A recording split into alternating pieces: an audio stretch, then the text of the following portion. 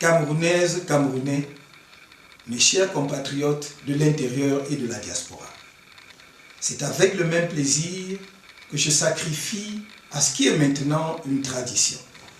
M'adresser à vous en cette veille de Nouvel An pour qu'ensemble, nous jetions un coup d'œil sur l'année écoulée afin de mieux préparer l'avenir de notre pays.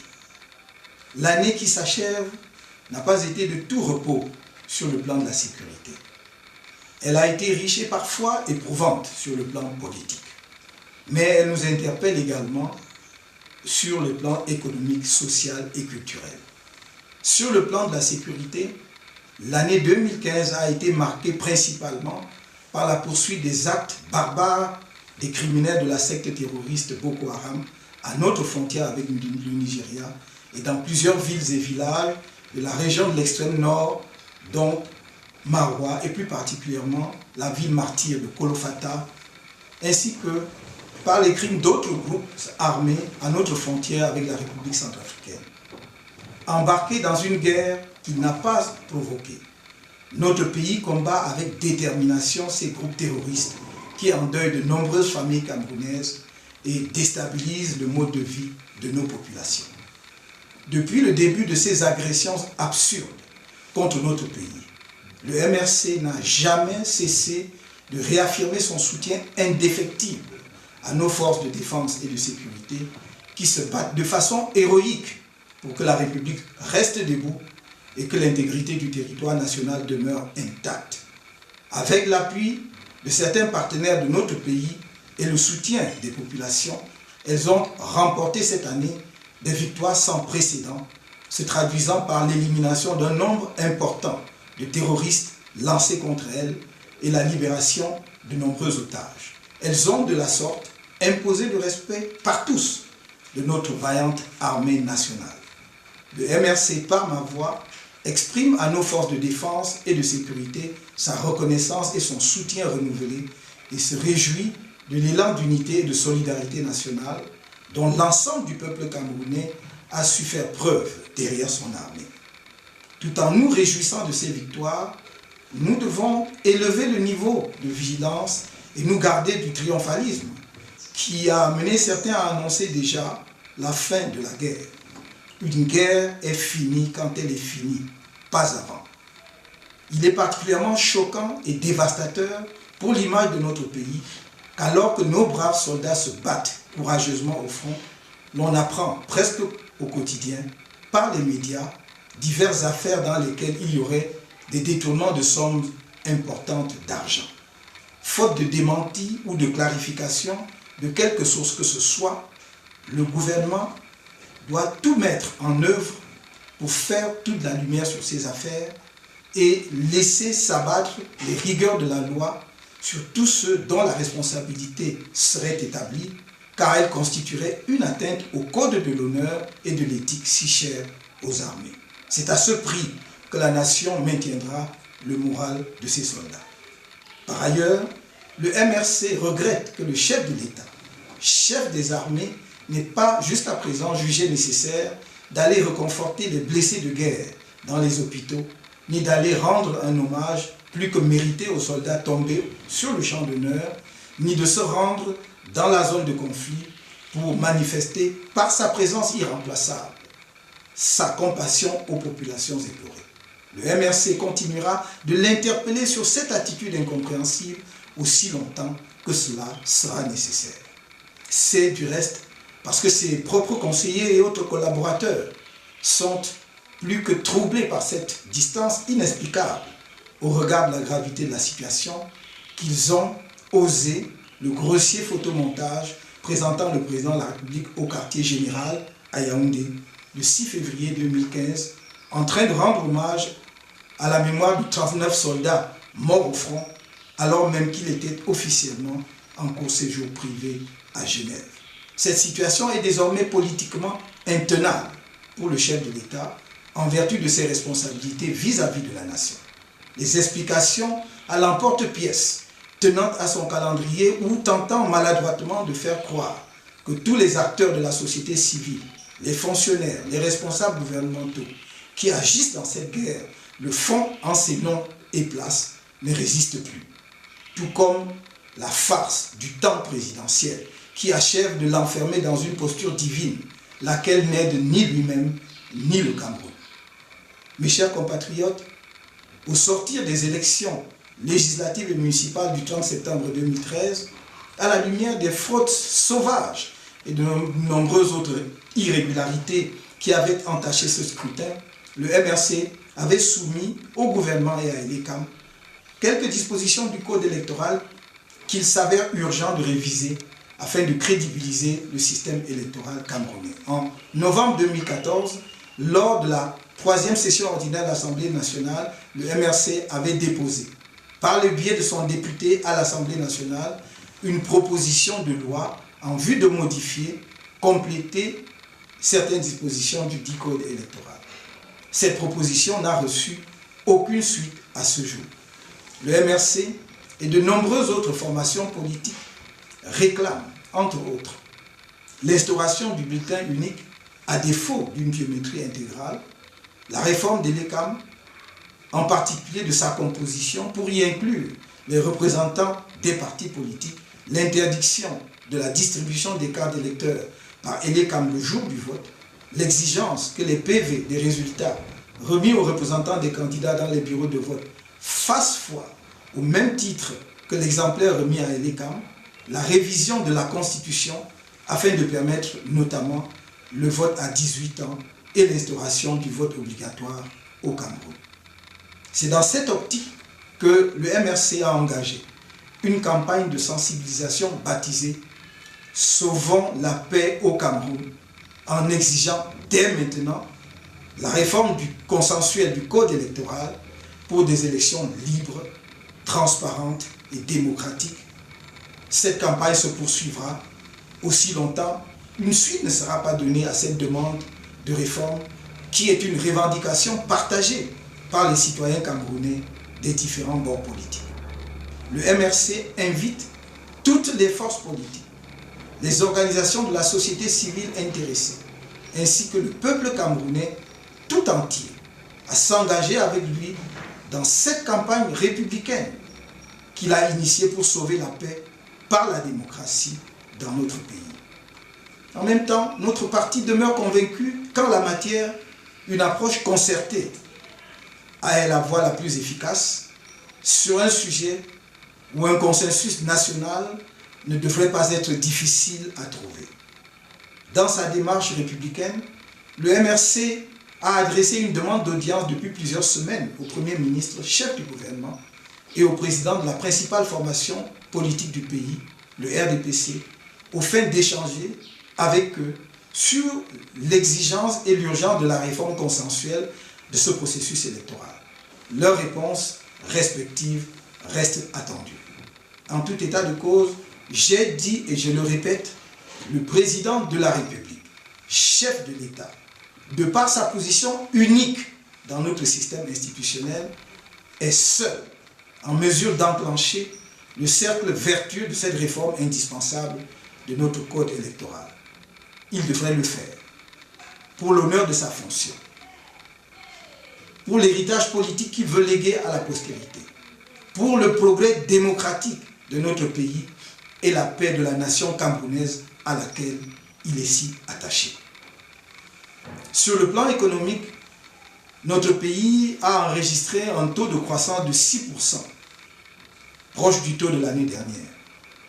Ce taux de croissance montre une certaine résilience de notre économie face à une conjoncture internationale défavorable, marquée par la chute du prix des matières premières, dont l'économie camerounaise est encore largement dépendante. Mais on est encore loin des 7% de taux de croissance visé par le gouvernement depuis l'adoption de son document de stratégie pour la croissance et l'emploi DSCE en 2010 et qu'il n'a jamais approché. Ce taux de 6% est bien trop loin encore de la croissance à 2 chiffres dont toutes les expériences montrent qu'elle est indispensable sur une décennie au moins pour permettre le décollage économique d'un pays. Dans ces conditions, l'objectif de stratégie économique du gouvernement, baptisé « Émergence à l'horizon 2035 », restera un leurre. l'agriculture, qui devrait être le secteur moteur de l'économie nationale, en raison de son interaction avec tous les autres secteurs, fait l'objet de discours lénifiants plutôt que d'une stratégie lisible aux objectifs clairement définis. La seule filière de l'activité agricole qui a fait l'objet d'un objectif chiffré est celui du cacao. Le gouvernement a annoncé que cette filière produira 600 000 tonnes de cacao en 2020, soit le triplement de la production actuelle qui tourne autour de 200 000 tonnes. C'est bercer les Camerounais d'illusions, car ce tonnage ne sera pas atteint au regard de la progression des surfaces cultivées. Les dirigeants du pays leurrent le peuple camerounais avec des chiffres mirobolants, comme avec les grandes affiches publicitaires montrant des autoroutes, des ponts, des ports et des barrages qu'on aurait aimé voir réalisés à travers le pays. On attend toujours que la production d'aluminium dans notre pays passe de 90 000 tonnes à 300 000 tonnes, que le premier coup de pioche de l'usine de production d'engrais soit donné, et j'en passe. En ce qui concerne la gestion des finances publiques, l'évolution de la dette de notre pays demeure préoccupante. En cette fin d'année 2015, l'endettement public est de 4 000 milliards de francs CFA. Il représenterait près de 25% du produit intérieur brut. Certes, ce niveau d'endettement reste inférieur au seuil de 70% retenu comme critère de convergence dans la zone CEMAC. Mais ne perdons pas de vue que c'est grâce à l'important allègement de la dette obtenue en 2006 que notre dette a été ramenée à ce niveau. Or, l'on assiste désormais à une augmentation à un rythme infernal de la dette publique du pays, en particulier au cours des 3 dernières années, avec un accroissement de près de 30% entre 2014 et 2015. En vérité, l'un des problèmes majeurs de la dette publique du Cameroun est la question de son efficacité. Du fait du laxisme du gouvernement dans la gestion des ressources financières empruntées, les Camerounais supportent le plus souvent les charges d'une dette non consommée. Un autre problème important de l'économie camerounaise reste l'environnement des affaires. Il n'est pas attractif. Le Cameroun est en chute libre dans presque tous les classements mondiaux en matière de facilitation des affaires. C'est ainsi qu'il est classé parmi les 20 économies indexées comme les plus hostiles au développement des affaires. Au lieu de prendre le problème à bras le corps, le gouvernement prend à partie les organismes qui élaborent ces classements, conteste leur méthodologie et crie au complot, comme si ces baromètres étaient conçus pour notre seul pays. Au mieux, ils affichent leurs bonnes intentions, multiplient les effets d'annonce et laissent prospérer les mauvaises habitudes. Ainsi, comme bon nombre de dossiers importants, le régime des zones économiques est dans les tiroirs du gouvernement depuis 2 ans. Cette lenteur administrative n'est pas sans conséquence sur l'attrait de notre pays. Depuis quelques jours, en effet, nombreuses sont les entreprises qui ne savent plus quelle loi régit leurs activités. Si rien n'est fait rapidement, notre pays pourrait se retrouver face à un vaste mouvement de délocalisation des entreprises. C'est le lieu de rappeler que notre économie ne peut pas prospérer avec le niveau de corruption établi par des organismes indépendants. Que notre pays occupe la 2e place parmi les pays les plus corrompus d'Afrique n'est bon ni pour son économie, ni pour son image. Il s'agit d'une sonnette d'alarme que le gouvernement devrait entendre pour s'améliorer, au lieu de dépêcher des évangélistes du régime dans les médias pour lancer des invectives et des accusations fantaisistes. La réussite économique de notre pays passe par des réformes structurelles ambitieuses, propres à dynamiser l'activité du secteur privé et à diversifier l'économie grâce à un climat des affaires plus propice, débarrassé d'une corruption endémique et la mise en place de mécanismes de financement appropriés afin de développer et de doper la croissance de manière durable et inclusive. Le progrès économique du Cameroun passera également par le développement de l'économie numérique, afin d'en faire un élément essentiel de notre outil industriel et de notre capacité d'innovation. Il s'agit d'explorer les nouvelles opportunités qu'offrent les technologies de l'information et de la communication pour le développement d'une économie de la connaissance et d'une économie de la culture. Par ailleurs, il est établi qu'investir intensément dans l'économie numérique peut permettre d'accroître la compétitivité de l'ensemble des autres secteurs de l'économie. Mes chers compatriotes, l'année qui s'achève n'a pas vu d'amélioration significative des principaux indicateurs sociaux de notre pays. Le niveau de pauvreté est resté très élevé, de même que le taux de chômage, en particulier celui des jeunes.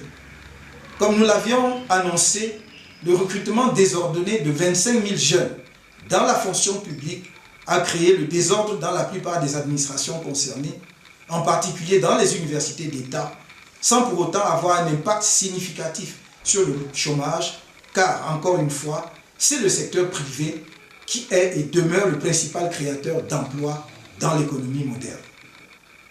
Le faible pouvoir d'achat de nos compatriotes est l'un des indicateurs de la situation sociale difficile de notre pays. Nombreux, parmi ceux qui ont de la chance d'avoir un emploi, parviennent à peine à prendre 3 repas par jour, à se soigner et à soigner leur famille ou à payer l'éducation de leurs enfants.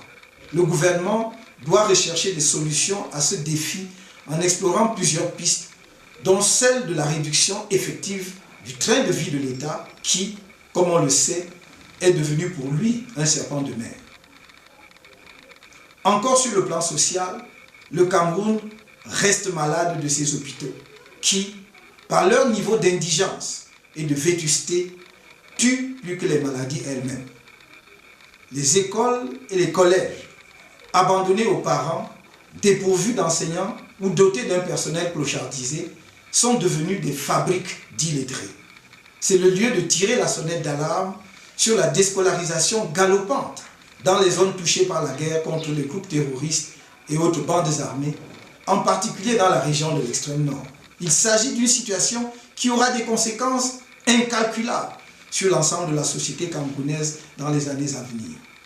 Remettre à l'école les écoliers et les élèves des zones concernées est une urgence nationale.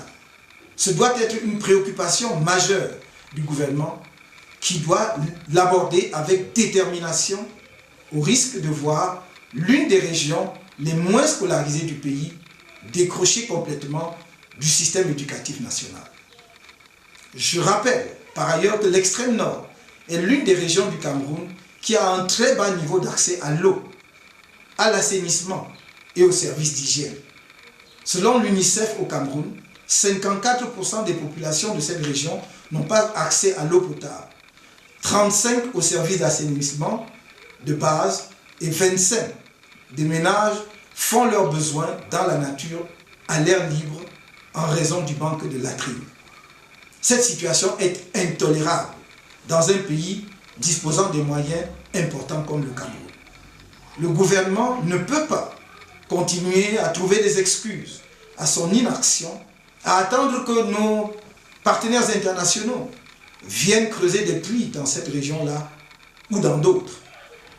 Il doit agir. Une gestion moins égoïste des ressources nationales le permet. Sur le plan culturel, le MRC regrette l'absence d'une politique culturelle nationale. La promotion des cultures ethniques ou tribales, favorisée par l'encouragement du repli identitaire, se fait au détriment de l'édification d'une culture identitaire camerounaise qui transcende les cultures des différents terroirs. Il est temps d'ouvrir un débat national sur la création et l'instauration d'une langue nationale camerounaise à côté des 2 langues officielles existantes. De restaurer un festival culturel national qui ne soit pas simplement une juxtaposition des cultures ethniques. De créer un conservatoire national de la musique, un théâtre national, une académie des sciences, des arts et des lettres, haut lieu de distinction des artistes et des hommes et femmes de culture, etc. C'est l'occasion d'évoquer une question qui, bien qu'elle soit éminemment politique, s'est posée récemment par rapport à un de nos artistes les plus emblématiques. Il s'agit d'un musicien au talent célébré dans le monde et qui contribue à sa manière à faire scintiller l'étoile dorée du drapeau national. Invité à venir recevoir sa décoration des mains du ministre de la Culture, il n'a pas fait le déplacement, posant ainsi à nouveau et de façon dramatique la question de la double nationalité et mettant en lumière les contradictions du gouvernement sur cette question. En effet, l'artiste célébré devait recevoir la décoration en tant que Camerounais.